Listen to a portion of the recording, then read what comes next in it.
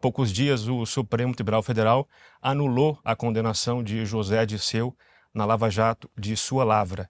O ministro Gilmar Mendes mencionou que teria havido uma confraria, uma expressão um pouco ruim, né? Uma confraria entre você, juiz, e os procuradores da Lava Jato para condenar o Dirceu como forma de fundamentar a acusação e condenação contra o presidente Lula. Como é que você viu essa decisão?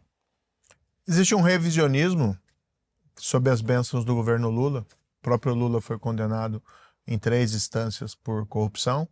E existe um sistema que luta para permanecer a impunidade. A impunidade da grande corrupção, na verdade, é um privilégio. Um privilégio que nós temos que eliminar do Brasil para o Brasil ir para frente. Então, a Lava Jato, ela rompeu com essa impunidade. E nós vimos grandes figuras graúdas, tanto de corruptos e principalmente de corruptores, que isso não tinha acontecido antes, respondendo pelos seus crimes. O José Dirceu foi um deles, um caso que passou pelas minhas mãos. Ele já havia sido condenado no Mensalão, sido apontado inclusive como um símbolo da corrupção pelo Supremo Tribunal Federal. E o que mais me surpreendeu ali, Bruno, foi que ele, pelos dados do processo, continuou recebendo suborno mesmo durante o julgamento do Mensalão. E eu fiz o meu trabalho, condenei. A sentença foi confirmada pelo Tribunal da 4ª Região. Sentença foi confirmada pelo STJ. E agora veio essa decisão surpreendente do ministro Gilmar Mendes. Ninguém quer ser o pai da impunidade. Então, para evitar esse tipo de problema, você tem que inverter a narrativa e colocar a culpa nos erros inventados das instâncias inferiores. Então não é, né, a anulação, o responsável pela anulação da decisão, que é o pai da impunidade, mas sim a fantasiosa confraria em primeira instância que teria invalidado o processo. Nunca houve isso. Os dados não batem, não existe um respaldo fático àquela decisão do ministro do Supremo Tribunal Federal.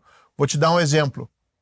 Um dos argumentos, depois eu fui ler a decisão, um dos argumentos é que, para ilustrar essa conspiração, seria algumas mensagens do Ministério Público entre procuradores, supostas mensagens, eu não estou nessas mensagens, dizendo que estariam denunciando a filha dele, do José Dirceu, para pressioná-lo.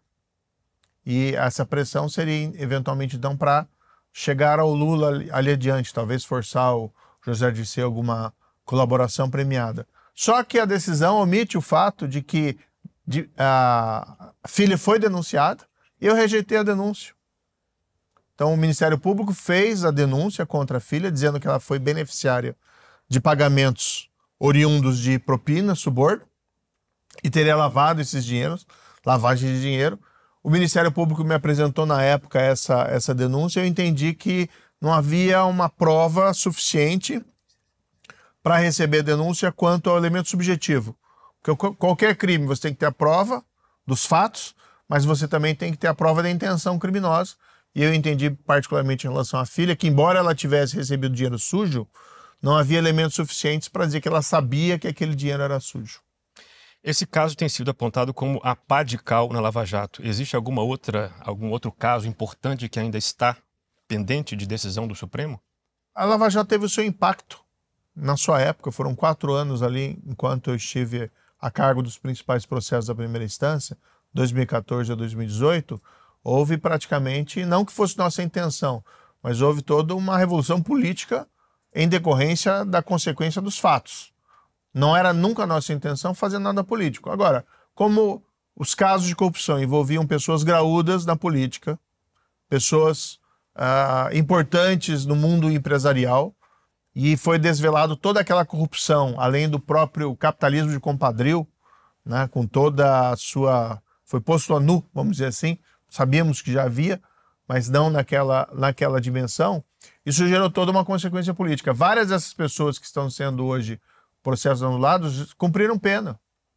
O próprio Eduardo Cunha, ex-presidente da Câmara, ficou 4 anos preso. José Dirceu ficou, não lembro o tempo exato, ficou meses ali, 1 ano talvez preso, não lembro muito bem exatamente. Sérgio Cabral ficou preso, os diretores da Petrobras ficaram presos, o próprio Lula ficou 580 dias preso. Então ela teve as suas consequências, além da recuperação do dinheiro. Foram 6 bilhões recuperados só pela Petrobras, segundo os dados que ela mesma informou. Os processos hoje, até onde eu tenho presente, praticamente todos estão soltos, mas vários já tinham cumprido a pena para a progressão de regime, e agora vem essas decisões com as anulações. Qual que é o objetivo, a meu ver? É fazer uma espécie de lavagem da história. Né? Não é lavagem, é lavagem da história, porque nós temos um presidente que foi, vamos dizer assim, alvo porque foi acusado de crimes na Lava Jato, e, portanto, se tem, como o poder está com esse grupo, se tem que, de alguma forma, lavar essa história e mais, mandar um recado. Não queremos mais que se investir em corrupção nesse país. Né? Tem pessoas que estão acima da lei. Eu não acredito nisso, acho que um país democrático não pode ter pessoas acima da lei. Porque, veja, não só anularam esses casos, mas tentaram incitar uma perseguição. Não só a mim, mas a magistrados do Tribunal Regional da 4ª Região. O juiz Bretas até hoje está injustamente afastado da jurisdição pelo CNJ por motivos que não se justificam.